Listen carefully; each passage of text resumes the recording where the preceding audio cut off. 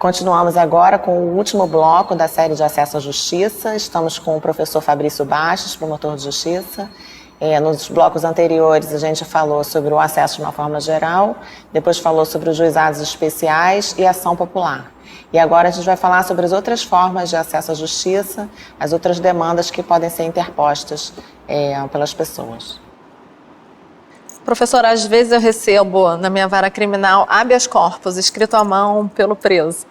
Então, essas outras formas de acesso à justiça, habeas corpus, mandado de segurança, habeas data, você pode nominar e explicar mais ou menos cada uma e como propor? Não, e é interessante esse exemplo que você nos deu, porque eu me lembro muito de uma frase que me marcou muito na minha faculdade. O professor dizendo assim que habeas corpus pode ser escrito até em papel de pão. Isso também na minha. Acho também que eles falou? falam. Deve ser então. Eu nunca vi um habeas corpus em papel de pão. Também nunca vi. Eu já vi em papelzinho, quase de pão. Porque é interessante isso, e vou puxar o gancho do que foi dito, porque a imagem que se tem do Poder Judiciário é aquela imagem sisuda, de um excesso de formalismo, sem ter um vocabulário impecável e tal. E se a gente colocar isso na equação acesso à justiça, isso vai ser uma barreira. Porque as pessoas vão imaginar assim, bom, para eu poder escrever uma petição, dirigir a uma juíza essa petição, eu tenho que ter um vocabulário mais rebuscado, um vocabulário mais rico, eu tenho que ter uma técnica. Então é bacana a gente desconstruir essa imagem nesse ponto. É claro que num julgamento, numa audiência, a gente está ali num ambiente formal, você tem que ter, né, as cautelas normais, mas também não fique assim achando que você está diante de uma casta privilegiada de nobreza, que só tem sangue azul, não é essa a ideia. E o interessante do habeas corpus é que, além de ser um remédio jurídico constitucional, como também são o mandado de segurança e o habeas data, o habeas corpus ele é muito importante porque ele também não tem essa formalidade. Você pode redigir um habeas corpus em um papel qualquer e simplesmente dizer, olha, eu estou sofrendo uma ilegalidade, a minha prisão é ilegal. Eu estou sendo violado no meu direito de ir e vir. Porque a ideia do habeas corpus é tutelar a sua liberdade de ir e vir. E muita gente, às vezes, não entende. Eu me lembro certa vez, não sei se vocês vão se recordar daquelas grandes manifestações que aconteceram em 2013, aqui no Rio de Janeiro, então foi um fervo. Muita gente me perguntava se era possível impetrar um habeas corpus preventivo. Porque, olha, eu quero participar da manifestação, mas eu tenho medo de ser preso. E eu sempre respondi, olha, o habeas corpus ele pode ser preventivo, que muitos chamam de salvo-conduto, ou ele pode ser repressivo. Ele vai ser preventivo para evitar que você seja segregado, que você seja preso, que você seja levado para uma carceragem, um presídio, o que quer que seja. Ou pode ser repressivo, você já foi preso, você já está lá com a sua liberdade cerceada e você pode sair dela. E isso tem que ter cuidado, porque o ideal é sempre você se informar sobre. Mas não se preocupe, não tem formalidade. Você pode, sim, peticionar diretamente ao juiz, pode peticionar até diretamente ao tribunal, e ninguém vai falar assim, olha, está muito mal escrito, ele só escreveu o habeas corpus. Desconsidera isso aqui, vamos deixar para... Não é assim que funciona. Vai ser adequado, vamos buscar o defensor. Olha, defensor, tem aqui um habeas corpus, é isso aqui, você pode entrar em contato. Na maioria das vezes eu encaminho para o defensor da vara, para ele fazer os ajustes e verificar o que realmente está acontecendo. Exatamente. Mas quando eu recebo também, eles vêm bem escritos, assim, a caligrafia boa. Eu acho que de repente um preso deve pedir para o outro que escreva um pouquinho melhor. E o fundamento jurídico também é pertinente, assim, eles têm essa ideia, né? Assim, não chega a ser nenhum pedido absurdo. Alguns são absurdos, mas alguns E é importante a gente também repassar o período histórico, né? Porque a Constituição de 88 ela veio uma resposta a um regime de exceção, que existiam muitas restrições aos nossos direitos e garantias fundamentais. Então, esses remédios constitucionais, eles vêm em resposta a esse regime de exceção.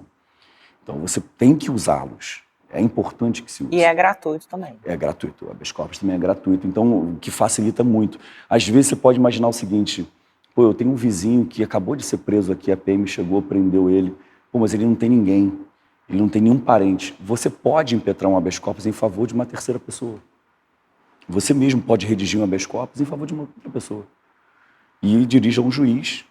E aí você chega aqui no Tribunal de Justiça, olha, eu quero distribuir esse habeas corpus aqui.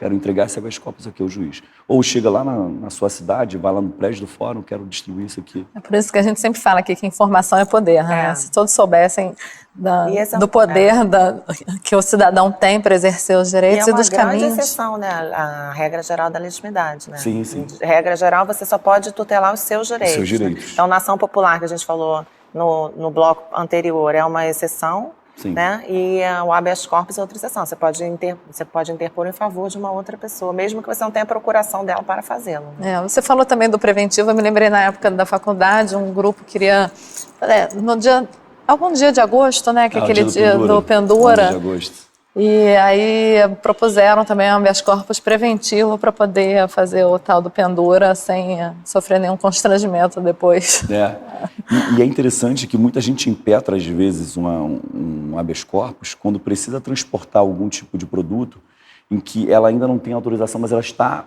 para buscar autorização. Então, às vezes, ela impetra um habeas corpus, olha, eu quero só para esse trânsito que eu vou para o lugar tal, porque se ela for parada, olha, pode dar um problema. Agora, é importante dizer que o habeas corpus é para a liberdade individual, né? Não é para... Às vezes, quando a gente fala assim, liberdade de ir e vir, uma vez a gente pegou na turma recursal um processo que a pessoa tinha tido o seu carro apreendido e aí, por conta disso, entrou com o habeas corpus falando que ela estava privada da sua liberdade de ir e vir. Não é essa liberdade de ir e vir de carro. É liberdade de ir e vir pessoalmente. Ele pode andar de bicicleta, ele pode pegar ônibus, né? Então, liberdade de vir no sentido de segregação, assim, você está segregado, entendeu? É muito interessante porque isso pode ser usado até em questões que você nem imagina. Por exemplo, vamos imaginar que um marido, e eu tive um caso desse na minha comarca, o marido deixou a mulher em cárcere privado. Para os leigos, ele trancou a mulher em casa, ela não tinha como sair, porque ele trancou mesmo um cadeado e tudo. Se um vizinho sabe disso, ele pode ir para o habeas corpus. Porque o habeas corpus a gente sempre imagina que é o Estado fazendo alguma coisa, mas se alguém privado também estiver fazendo, você pode impetrar um habeas corpus. E no habeas corpus eu não tenho que indicar ali a autoridade coatora? Nesse caso, por exemplo, como é que a gente faz? Não, olha que interessante, porque a gente bate de novo na questão da formalidade. Quem é a autoridade coatora? Quem está mantendo preso. Quem está mantendo preso. Quem está cerceando a liberdade. Aí você vai e impetra em face dela. E você me perguntou sobre o habeas data. O habeas data é toda vez que você não tiver acesso a um dado cadastral que lhe pertence, a uma informação sua. E isso lhe é negado. Exemplo, você está na sua faculdade, está lá no seu emprego, você quer uma informação sobre um cadastro seu. E a pessoa responsável por lhe fornecer aquela informação se recusa a fazê-lo. Aí você tem que ir na esfera administrativa, olha, eu quero ter acesso a essa informação sobre mim. Agora, uma situação interessante sobre o habeas data, que eu me deparei uma vez, é o seguinte... às vezes a FAQ, a Folha de Antecedentes Criminais da pessoa, está errada. Né? O crime foi desclassificado para outro e isso não foi anotado na FAQ. E às vezes a pessoa se vê impotente diante daquela situação, né? A habeas data é aquele tipo de ação que você não vê, né? Porque ninguém nunca interpõe. É bem difícil. A habeas data tem que ser proposto onde? Não pode ser no juizado? Não pode ser no juizado. Depende de quem é a pessoa que detém a informação inadequada a seu respeito. Então, a habeas data também é gratuito, qualquer pessoa. É gratuito, é muito mal utilizado, assim, tem uma série de coisas que acabam indo parar em ações ordinárias, né? Sim. Quando poderiam ser resolvidas de uma forma muito mais célere, né? Perfeito. E gratuito. Gratuito. Sem ter que demonstrar gratuidade de justiça nem nada, se você qualquer pensar, pessoa. É algo que retira muito uma angústia que você tem, né? Porque por vezes você quer ter uma informação, você precisa daquela informação rápida, você não consegue ter aquela informação e te causa uma angústia muito grande. Tem prazo para a resposta sobre os dados ou a resposta será uma resposta como uma contestação comum? Como é que é a resposta? Na verdade, você primeiro tem que ir na esfera administrativa buscar essa obtenção dessa informação. Só diante da recusa, e aí que você pode ajuizar o habeas data. Ou do decurso, se a pessoa também não... Né, aquele negócio, você dá a entrada, a pessoa nunca responde, depois de 15 dias já pode dar entrada. Eu vou te dar um exemplo. Eu tive um problema desse quando eu fui participar do processo seletivo do mestrado. Eu não encontrei na minha casa o histórico escolar, e esse era um dos documentos que eu tinha. E eu pedi um histórico escolar na universidade. E eles falaram que só poderiam me entregar em 6 meses. Eu falei, não posso esperar 6 meses. Nem é um prazo razoável, que eu até brinquei com ela. Falei, pô, você só precisa olhar no sistema e apertar o print. Não precisa fazer mais nada. Só que eu fui administrativamente e consegui resolver administrativamente. Eu apresentei um requerimento administrativo dizendo, olha, eu preciso porque eu tenho um prazo para entregar e tal. Aí, se eles se recusassem, aí eu ia ter que impetrar no habeas data. Uma coisa importante a gente falar é o seguinte, o brasileiro, ele para no primeiro não, né? Regra geral, né? Assim, você chega no balcão e fala, não, isso não pode ser feito, aí a pessoa, não pode ser feito, volta com aquela informação. Não tem que, às vezes, ser mais, né, persistente, mas por quê? Né? Insistir um pouco mais, porque geralmente, na segunda tentativa, a gente já consegue uma resposta melhor. Não, porque é muito interessante que a gente recebe um não sem nenhuma fundamentação, né?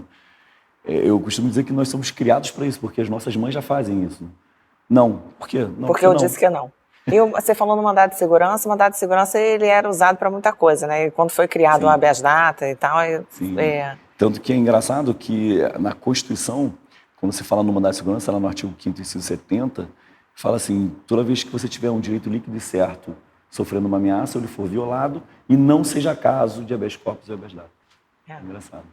E é utilizado às vezes como recurso, né? Quando não cabe mais recurso. O mandado de segurança, ele vira quase que um coringa, né? Você usa para tudo aquilo que você, não vou ajuizar uma ação, vou fazer logo um mandado de segurança. Acho lamentável quando a pessoa ajuiza o mandado de segurança, mas não junta a prova do direito líquido certo e deixa para juntar depois. Não pode. Porque o principal, digamos assim, requisito do mandado de segurança é o direito líquido certo. É aquele que você consegue ver de cara. Né? Em palavras bem simples, você consegue ver de cara. Eu não preciso ouvir testemunhos, até porque nem vai ter isso no procedimento do mandado de segurança, mas só para você entender. Você não precisa ficar discutindo muito se o seu direito existe ou não. Ele é claro. E tem que ter muita atenção, porque o mandado de segurança tem um prazo fatal de 120 dias. Então, na data que aconteceu, você tem 120 dias para impetrar o mandado de segurança, você perdeu o prazo. Não é que você perdeu o seu direito de questionar. Você perdeu o direito de questionar por meio de mandado de segurança. Pois é lamentável que às vezes chega em grau de recurso, a pessoa quer juntar ainda o documento que tinha que ter juntado lá na frente.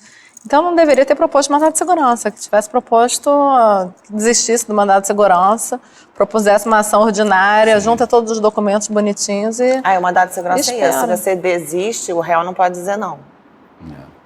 Se você desistir, às vezes desistir é o melhor caminho, quando você vê que o negócio não vai dar certo. Que você tem o documento que fundamentou a improcedência do mandado de segurança.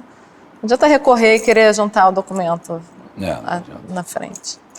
Esse foi o Justo Eu, com o professor Fabrício Bastos. Informação é poder. Curta, compartilhe e divulgue o poder da informação e do acesso à justiça.